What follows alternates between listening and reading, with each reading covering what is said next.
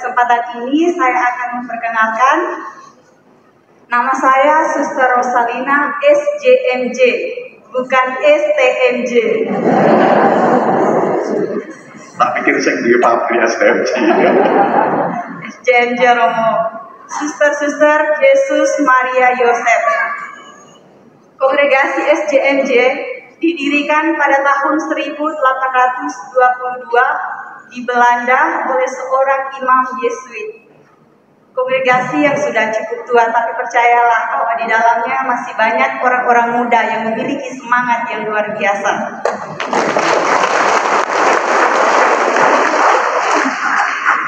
Kongregasi SJMJ berkarya di beberapa negara dan masuk di Indonesia juga, di Keuskupan Manado, dan sampai saat ini berkarya di 19 keuskupan di Indonesia. Kongregasi SJMJ hampir sama karya-karyanya dengan kongregasi-kongregasi lain, berkarya di sosial pastoral, kesehatan, dan pendidikan. Ya, terima kasih Suster. Ya, ini penasaran, meskipun Suster ini berasal dari mana ya? Nusa Tenggara Barat ya. Nusa Tenggara Barat. Kok Suster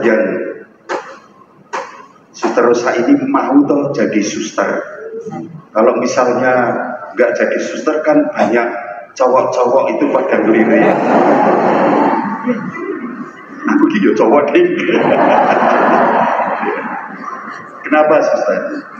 Baik Romo, pertanyaan yang cukup menarik. Pertanyaan umat yang diwakili oleh Romo. Betul nggak? Seringkali saya juga mendapatkan pertanyaan seperti itu Romo, tapi biasanya saya hanya menjawab dengan senyum.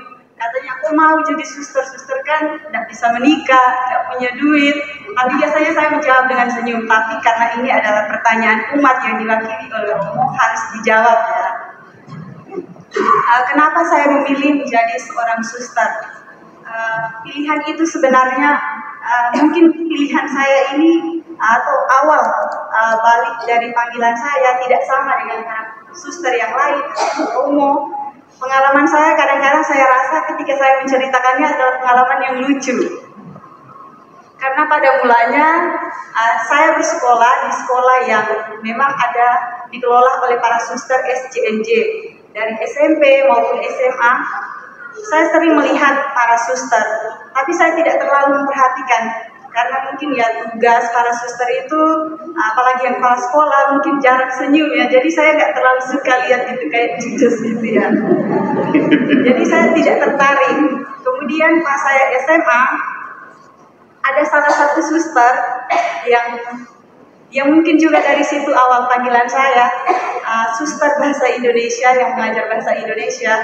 Pada saat udah siang tengah hari, beliau memberikan kesempatan bagi kami, para siswa-siswi, untuk menonton salah satu film. Dari situ saya lihat, oh suster kok baik ya, ada juga yang ramah gitu. Nah dari situ saya mulai memperhatikan cara-cara daripada suster, sehingga saya mulai jatuh hati. Saya melihat para suster itu ramah, mau menyapa setiap orang, bahkan tidak hanya yang Kristiani, tapi juga ada yang non-Kristiani. Kebetulan sebentar, saya... Suster. Kalau suster tertarik karena keramahan suster yang mendampingi suster waktu itu, kalau melihat saya ramah nggak? Oh, ramah sekali. Ramah sekali. Mengapa tidak tertarik untuk menjadi? Teruskan suster. Baik, yang saya juga latar belakangnya, biasanya kalau saya perkenalkan saya berasal dari daerah Bima, kadangkala banyak yang mengatakan memang di sana ada yang Kristiani. Nah, yang saya lihat tadi para suster itu ramah tidak hanya pada orang Kristiani. Saya jadi tertarik karena memang lingkungan saya bukan lingkungan yang banyak Kristiani. Saya hidup di lingkungan yang mayoritas, yang Muslim. Jadi saya senang. Dari situ saya mulai kayaknya bagus deh jadi suster, bisa berdampingan dengan siapa saja mau menyapa. Dan kemudian dari situ saya memutuskan untuk memilih untuk jadi suster. Iya, sudah pakai jubah ini udah berapa tahun? Mau dicirawa udah sampai 7 tahun. 7 tahun, tepuk tangan dong.